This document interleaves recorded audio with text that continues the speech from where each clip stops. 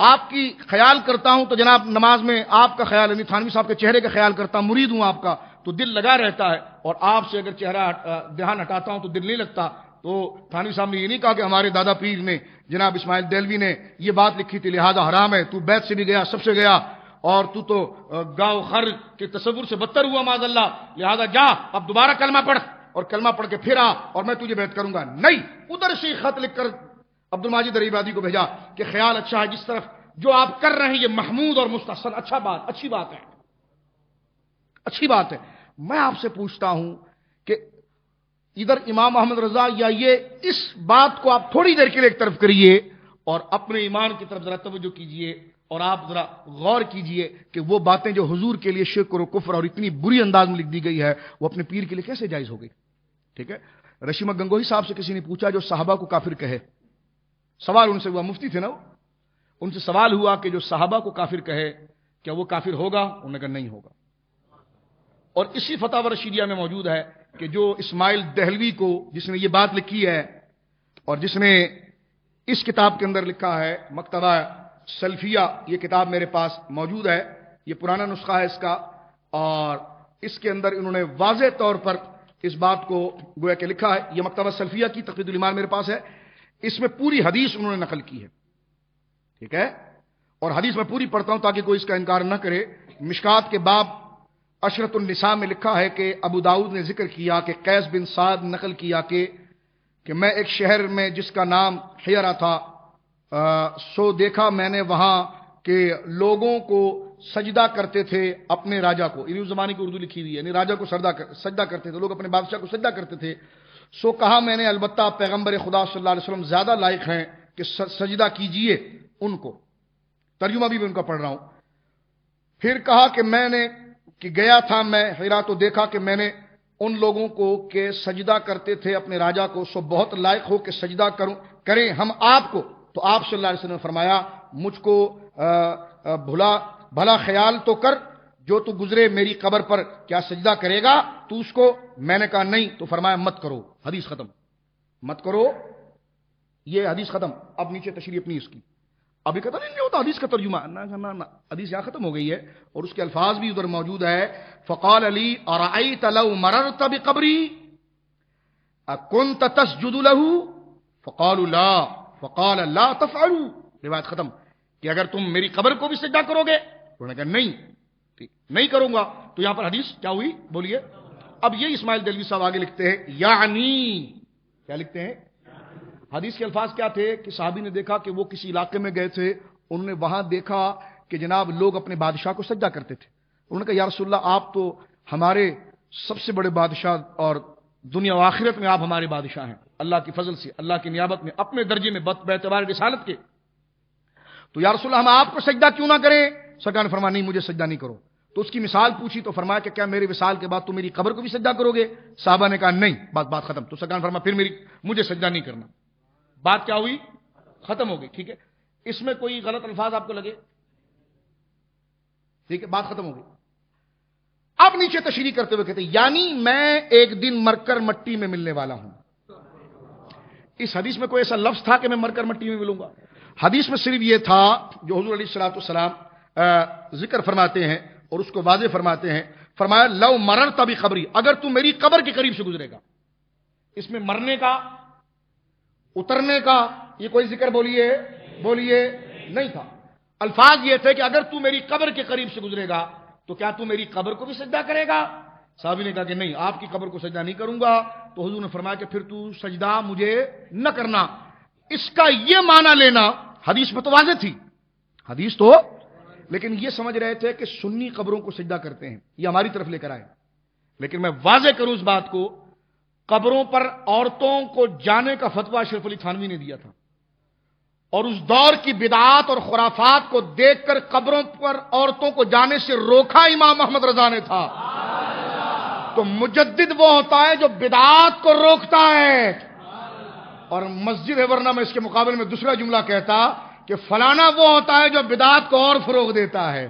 تو امام احمد رضا فاضل بریلوی نے بدعات کو روکا. اب آپ دیکھیے اس حدیث کو اہل سنت کے خلاف استعمال کرنے کی انہوں نے کوشش کی. ٹھیک ہے، اگر حدیث میں لفظ تھا، اگر ہم قصوروار تھے اور ہماری کوئی بات شریعت کے نظریے کے خلاف تھی تو ہم تیرے کہنے پر کیا، ہم مرنے پر یقین رکھتے ہیں اور عذاب پر یقین رکھتے ہیں، اجر پر یقین رکھتے ہیں، ہم فوراً توبہ کر کے معافی مانگ لیتے. لیکن یہ کیا بات تھی کہ تشریح میں تو نے وہ یہ سمجھے کہ حضور کا رتبہ یہ بہت بڑھاتے ہیں، اس لیے کہیں یہ سجدہ نہ کر لے. ہم نے کہا کیا بڑھاتے ہیں؟ اس سے بڑھانا بھی کوئی بڑھانا ہوگا کہ صحابہ حضور کے بول مبارک کو پی جائیں، بولے براز کو شفا سمجھیں، حضور کے لعاب دہن تھوک کو اپنے لیے شفا سمجھیں، حضور کے پسینے کو شفا سمجھیں، حضور جس برتن پر غسل کریں وہ سارا پانی وہ پی جائیں. اور جب ان کو غسل لازم آئے تو حضور سے مسافت، دو صحابی آئے، ایک نے مسافت کی ایک نے نہیں کیا، دوسرے دوست نے کہا تو نے حضور سے کیوں نہیں ملا؟ کہا میرا وضو نہیں تھا. یہ قرآن کو بغیر ہاتھ سے پکڑتے ہیں، صحابی بغیر وضو، یہ قرآن کو بغیر وضو کے پکڑتے ہیں، صحابی بغیر وضو کے صحابی قرآن کو ہاتھ نہیں لگاتا تھا. تو شان تو امام محمد رضا کے مسلک کی ثابت ہو رہی ہے، توجہ رکھیے اس بات پر. اور صحابی کی شان تو یہ ہے کہ اگر اسے غسل لاحق ہو جائے اور غسل واجب ہو جائے اور صبح سرکار نے سفر کرنا اور کجاوا باندھنا ہے اونٹ کے اوپر، وہ اپنے دوسرے ساتھی کو کہے کہ سردی بہت ہے، کچھ پانی کا انتظام کرتا ہوں اور جانے کے ٹائم پر پہنچوں نہیں، یہ بھی حضور کے دربار کے خلاف ہے کہ کوئی لیٹ ہو جائے. فرمایا کجاوا تو باندھنا، میں نہا کر آتا ہوں. لیٹ ہو گئے، پہنچے، سرکار نے بیٹھنے کے ساتھ فرمایا کہ کجاوا آج کسی اور نے باندھا ہے. جب سفر روانہ ہوئے، راستے میں جب ان کو دیکھا، فرمایا ہاں کیوں کجاوا نہیں باندھا؟ تو یہ نہیں کہا کہ بس حضور ٹائم نہیں تھا، بلکہ عرض کی یا رسول اللہ مجھ پر غسل واجب ہو چکا تھا، تو میری غیرت ایمانی، مرادی معنی ان کے قول کا پیش کر رہا ہوں کہ میری غیرت ایمانی اس بات کو گوارا نہیں کر سکتی تھی کہ جب بے وضو ہم آپ سے ہاتھ نہ ملائیں تو جب غسل واجب ہو جائے تو آپ کی کرسی کو ہاتھ کیسے لگائیں؟ فرمایا حضور ناپاک تھا، آپ کی کرسی کو ہاتھ نہیں لگایا. اس سے بڑائی کیا ہوگی؟ اس سے بڑی بڑائی بولیے کیا ہوگی؟ اس سے بڑی بڑائی کیا ہوگی جو حضرت عمر نے کہا. آئے ہائے ہائے. علامہ نسیم الریاض لکھتے ہیں خفاجی فرماتے ہیں کہ حضرت عمر تو باقاعدہ قرآن کی آیت لے کر تشریح کرتے ہیں. وَأَنْتَ حِلٌّ بِهَذَا الْبَلَدِ لَا أُقْسِمُ بِهَذَا الْبَلَدِ أَنْتَ حِلٌّ بِهَذَا الْبَلَدِ. محبوب مکہ شہر کی قسم. یہ کہتے ہیں ہم دورہ تفسیر قرآن کراتے ہیں. میں نے کہا اس لفظ کی بھی ذرا تشریح کریں نا پہلے. باغم باغی نہیں، مکہ کی قسم آپ ہیں اس لیے قسم. میں نے کہا نہیں رک ادھر اور تشریح کر اس کی صحیح. اور تشریح اپنے عقیدے سے نہیں کر، صحابہ کے عقیدے سے کر. اس لیے کہ ہم نے ریوڑ کے ساتھ رہنا ہے، ریوڑ کے ساتھ رہنا ہے. تیرے کروڑوں ملا حضرت عمر کے جوتوں پر قربان. اور بلکہ میں کہتا ہوں جو ان کے جوتوں پر قربان ہو جائے وہ بھی تو شرف والا ہے نا، یہ بھی مرتبہ کسی کو ملتا ہے. تو سیدنا عمر جب اس روایت کو پڑھتے ہیں یہ کہتے ہیں تم سنی ایک ایک آیت پر گھنٹوں تقریریں کرتے ہو.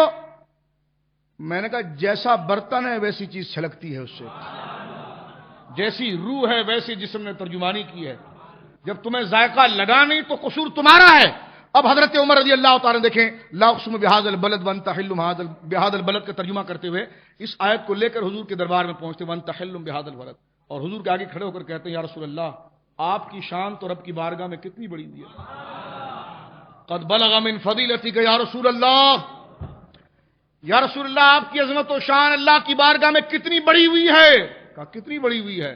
فرما ان اقسم بتراب قدمیک انت حل بهذا البلد. یا رسول اللہ اللہ آپ کے اس آیت میں آپ کے چہرے کی بات نہیں کر رہا، نہ آپ کے سینے کی قسم اٹھا رہا ہے، نہ آپ کے قرآن کی قسم اٹھا رہا ہے، نہ آپ کے امامے کی قسم اٹھا رہا ہے، نہ آپ کے لفظ نبوت کی قسم اٹھا رہا ہے، نہ اللہ دین کی قسم اٹھا رہا ہے، بلکہ بڑھاتے ہوئے جملے کیا کہے حضرت عمر نے؟ فرمایا اللہ کی بارگاہ میں اے مصطفیٰ کریم آپ کا رتبہ اتنا بڑا ہوا ہے کہ آپ کے پاؤں پر جو مٹی لگتی ہے، ادھر پاؤں ہے اور پاؤں کے نیچے مٹی ہے اور ذکر خدا کے ساتھ کر رہے ہیں. لگاؤ فتوا پھر یہاں پر لگاؤ اس نازک مسئلے پر فتوا. فرمایا کہ قد بلغا من فضیلتک عند اللہ تعالی. یا رسول اللہ آپ کی فضیلت تو اللہ کی بارگاہ میں عشق و محبت سے جملے سنیے گا. حضور قیامت کے دن اللہ کے اذن سے اور وجاہت سے بخشوائیں گے، اس نیت سے یہ جملے سنیے گا. آپ اور میں حضور کا کلمہ پڑھتے ہیں اس لیے جملہ پڑھی سنیے گا.